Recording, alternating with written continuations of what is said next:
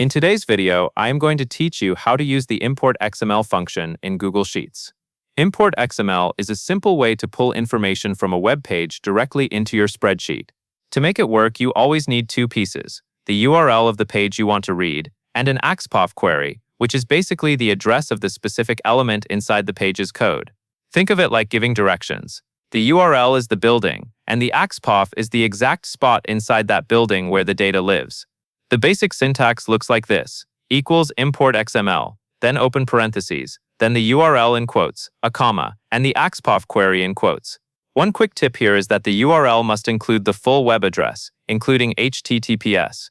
To get the XPath without learning HTML, you can use Google Chrome's built-in inspect tool. Open the web page you want to pull data from in Chrome. Then right-click directly on the exact text or element you want, like a headline or a price, and choose Inspect.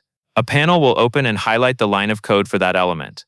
Right-click that highlighted code, choose Copy, and then choose Copy XPath. That gives you an XPath you can paste into your formula. Sometimes the copied XPath is long and can break if the page layout changes.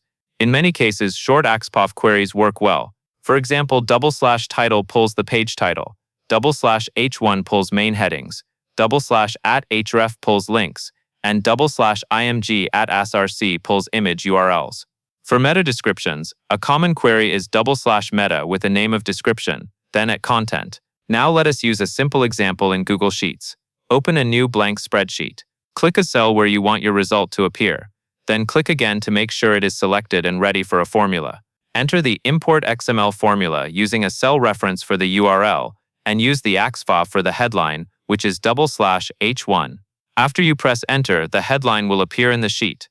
If the page has more than one h1, the results may spill into the cells below. If you see an error like n/a, there are a few common causes. Sheets cannot read content that loads only through JavaScript. Also, if your XPath includes double quotes, swap them for single quotes inside the formula. Finally, some sites block scraping entirely, which can cause fetch errors. And that is all there is to it.